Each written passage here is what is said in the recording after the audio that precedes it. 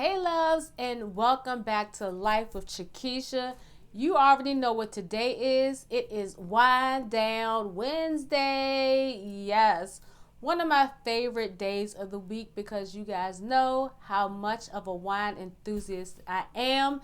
And in today's video, if you've already read the title, you already know, but I am going back to like when I first started trying wine as a youngin', probably in my 20s.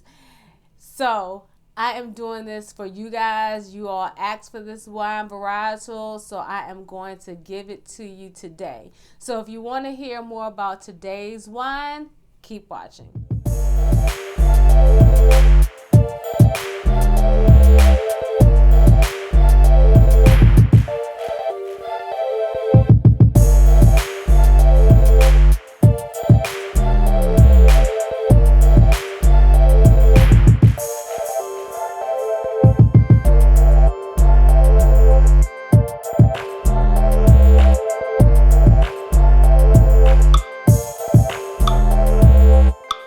You guys, so before I get into today's video, I'm kind of trying to stall because I'm so nervous, but before I get into today's video, if this is your first time tuning in, do me a favor and drop me a wine glass in the comments box.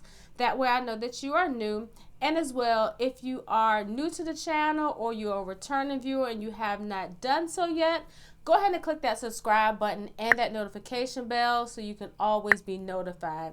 And also this allows YouTube to know that you all actually like the content so they can put it out there for more people to be able to experience Winedown Wednesday with you all. So with that being said, let's get into today's wine.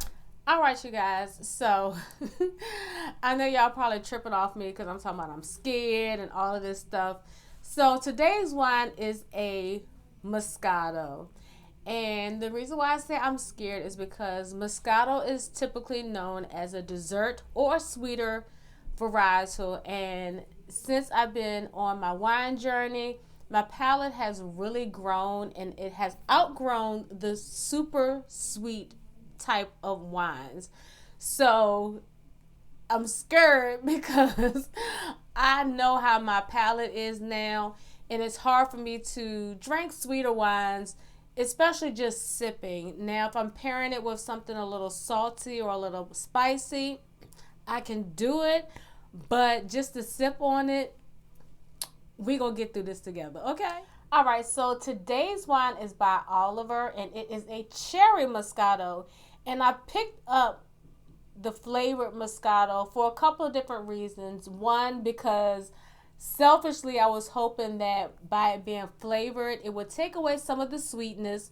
And as well, because I've never tried a flavored Moscato. So I decided to try this out with you guys to give you all what you want and to try to help me get through this tasting with you all today. All right, so this particular wine, it is definitely for this just to drink.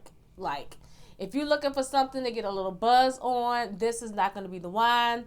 This has a ABV of 6.6%, in which you'll tend to see sweeter wines having a lower alcohol content because of the sweetness of the different type of fruits and all of the things that they mix in with the varietal. It takes away from that alcohol content that you would see in more bolder, more acidic type of wines. Now, this wine, it was made in the United States, and this is, let's see, Oliver Winery and Vineyard. So apparently they have their own vineyard. The details on the back, I really like the details because it actually has the nutritional facts separated, so you can kind of see how many calories it is per ounces, and it says 5 ounces is all you should be drinking in order to keep it at a 100 calorie count. All right, so the tasting notes on the back of this says that it's a sweet tropical Moscato. It has a balance of bright, fresh Montmorency. I'm sure I'm not saying that right. Let's do a Google search on that one. Hold, please. Montmorency. Montmorency.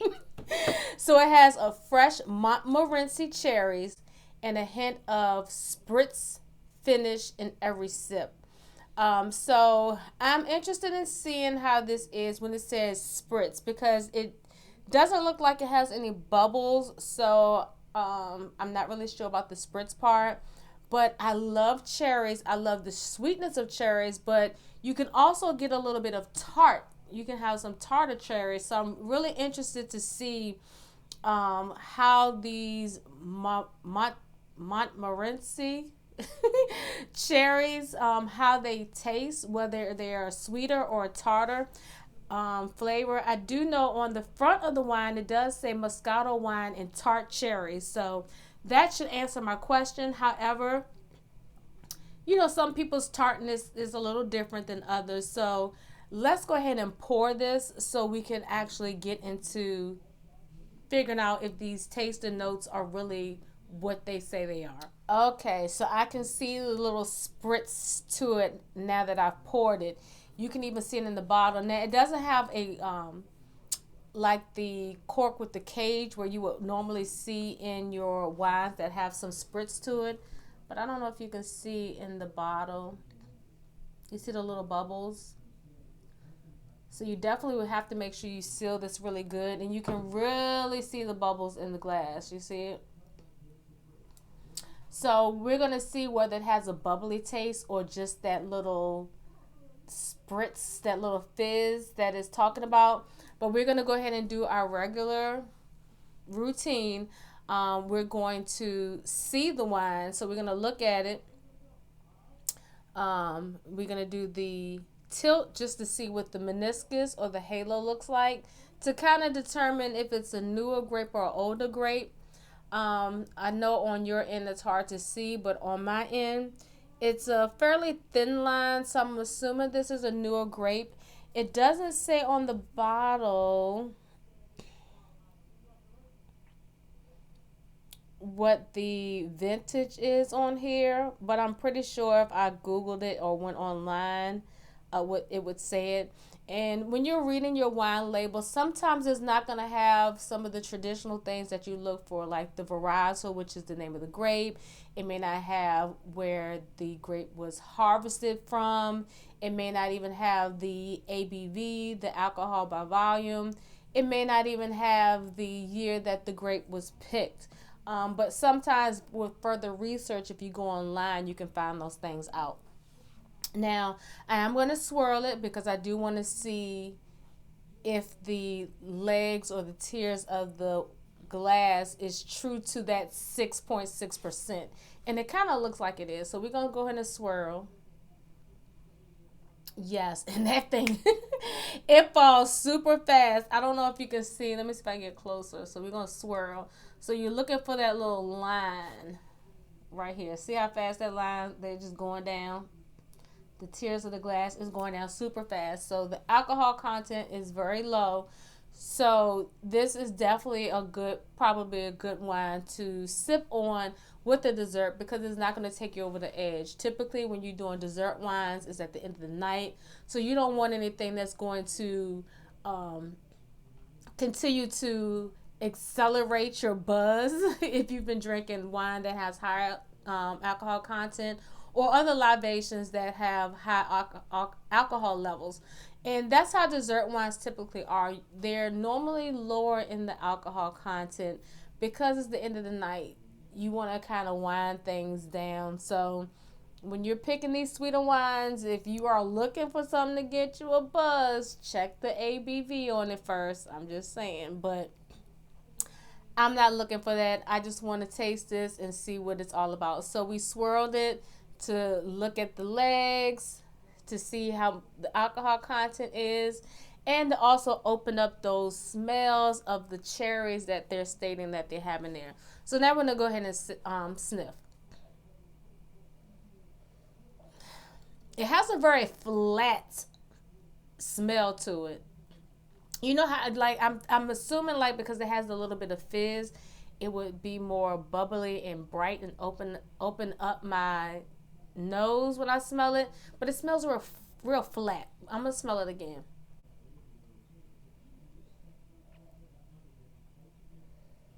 Yeah, it has a really flat smell. It's not giving off a lot of fragrant smell.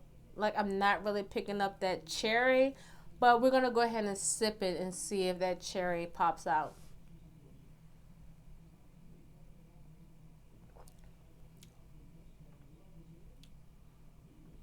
Okay, so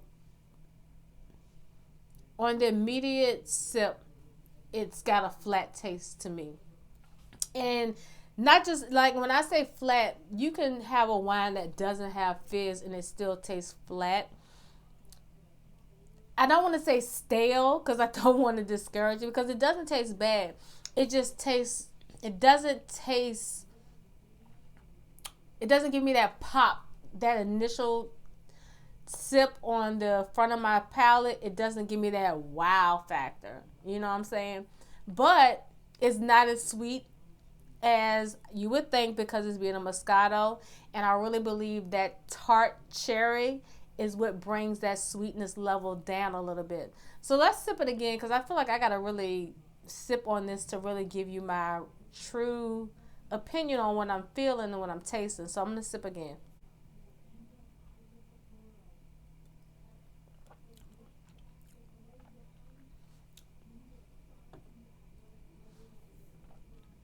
Okay, so the back of the tongue, the back of the palate, you can definitely taste the tart. It's not an acidic kind of tart. It's a difference between when you drink those bolder wines, those wines that have higher acidity levels, where you get that pucker, where you be like, ooh, it just tastes like you just bit into a cherry that is tart. But it definitely balanced out the sweetness for me. Like I can really see myself buying this and drinking it, you know, because it's not sugary, it's not jammy. It has a nice medium sweetness to it. And I think for my sweet wine drinkers and even my wine drinkers that do not like sweet, I really think that this is a tolerable Moscato. Let me sip it one more time because I'm feeling like I can feel a little bit of the alcohol after a couple of sips. I can feel it in the back of my throat going down, but it's only after a couple of sips. So let's try one more sip.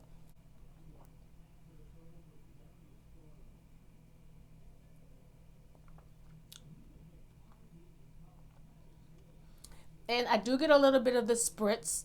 So, like I said, it's not bubbly. It's not like if you're drinking a prosecco or sparkling wine or champagne, you're not gonna get that type of bubble or that fizz. But you can feel just a little bit of that.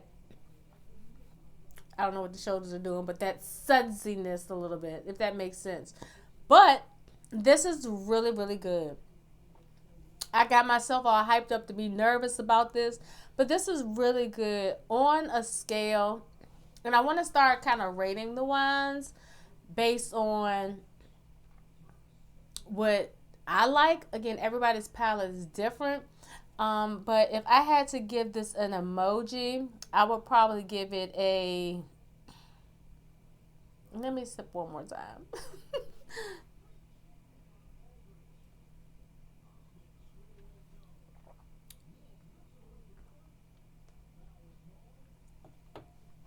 I would probably give it the emoji with the hand on the chin, only because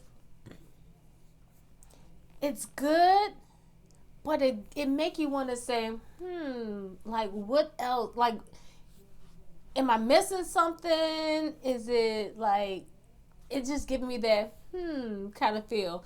So that's gonna be the emoji that I give this wine today. But again,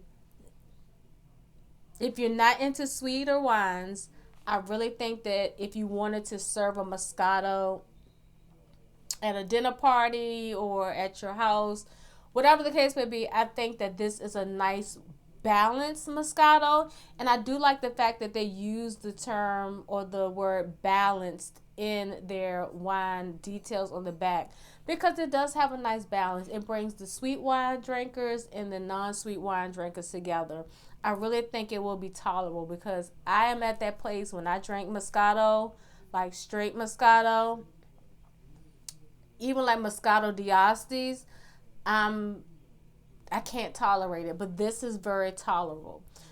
So again, I can't give it the heart eyes. I can't give it the, the wink. I can just only give it this because I'm baffled. If that makes any sense to you guys. But I would highly recommend everybody that's watching this to go out and get this. And I think they also had it in strawberry. But I always have tried wines that have strawberries as the secondary flavoring to a wine. I've never had one that was cherry, so that's why I was drawn to this one. And the price point, I want to say it's like about $10. I got it from Kroger. So if your local grocery stores sell wine, you can definitely find it there. They do have a website on here, oliverwinery.com. So if you want to look into see if they deliver to your state, if your state has wine delivery, I would definitely say check them out. But I like it. I like it. So with all that being said, I definitely recommend you guys trying this out.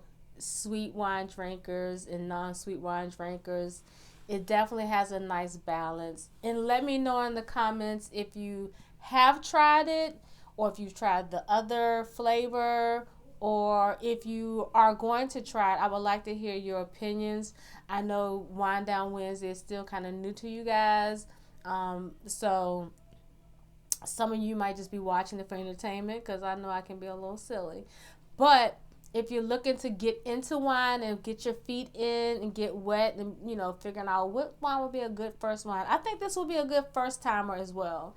So if you're like interested in trying wine, it has a nice little blush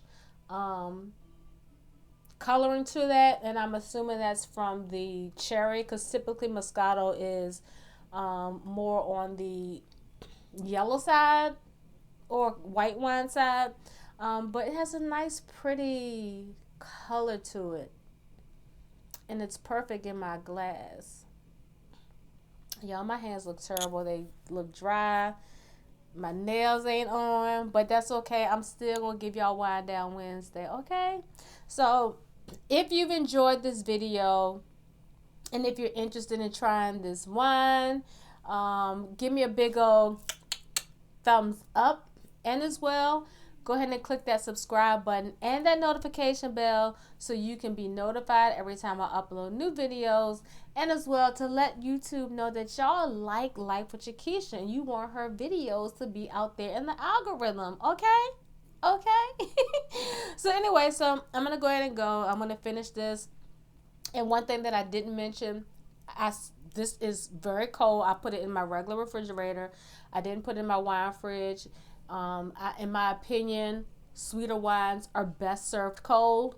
I don't put ice in my wine, but these are best served cold. It doesn't have a temperature on here where it tells you the best temperature to serve this at, but just put it in your regular refrigerator, open it up. It does have a cork, so you do need to have a corkscrew or a bottle opener to open this wine. It's not a twist top, but I really am giving this, I don't know, my emoji might change. I don't know. See, that's why I'm giving it this emoji, because it got me like, I don't know.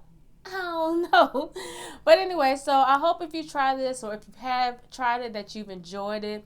And if so, you already know, every time you pour any kind of wine in your glass that makes you feel good, always remember that wine is an experience in a glass. So until next time, loves, cheers.